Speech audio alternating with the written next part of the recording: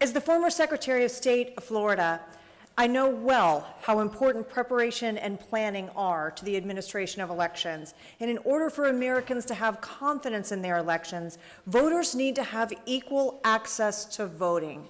This includes polling stations having the necessary equipment and resources to allow all voters' voices to be heard. Luzerne County, as we've heard, failure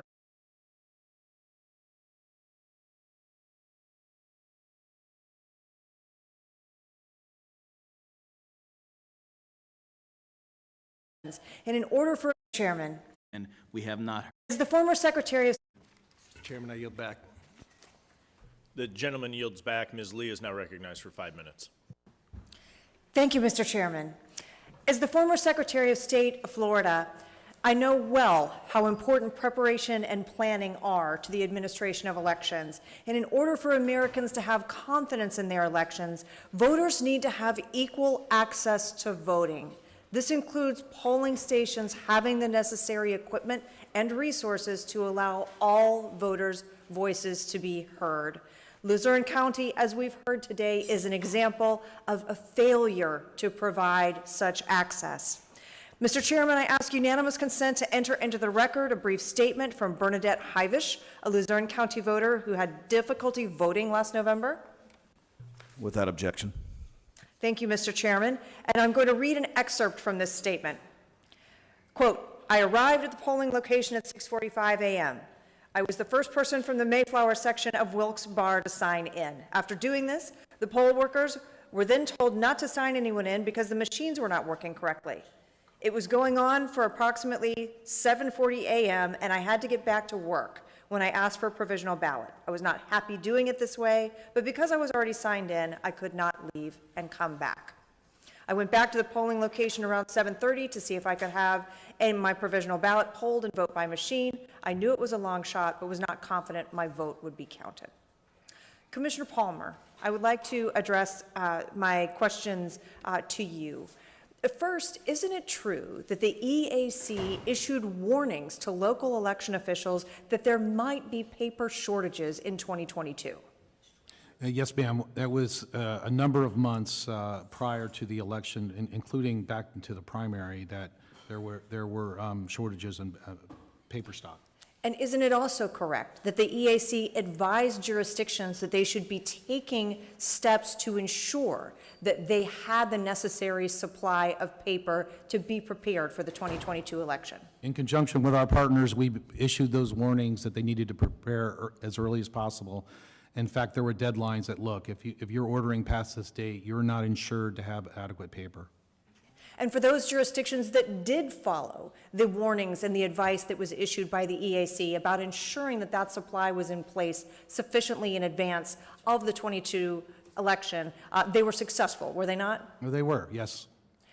Commissioner Palmer, are you familiar with voting systems testing and certification? Yes, ma'am. And are you also familiar with standards and best practices that are used to maintain election integrity and security during the voting process? Yes, I am. In your opinion, is it appropriate for an election administrator at a precinct to be using standard paper for the purpose of tabulating ballots? No, that's a security feature. That ensures that every ballot's being cast on ballot stock, a marked sense ballot, and not just a piece of paper. So it's a security feature. So once you dismiss that, you are opening it up to other issues, and that's why it's not a best practice.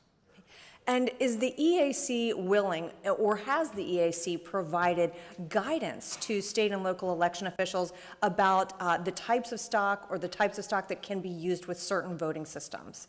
Yes, so when a voting system comes into an accredited lab for testing, the manufacturer it provides that data on what the length, the thickness of the different types of ballots or paper stock that would be used. And so it's tested to those. It's not tested to paper or other configurations. And so once it's certified to that, the manufacturer and the user has an understanding of what ballot stock could be used with that voting equipment. Again, it's a very regimented process. So once you once you are outside that using regular pieces of paper, that's really, you're breaking down one of the security features of the process.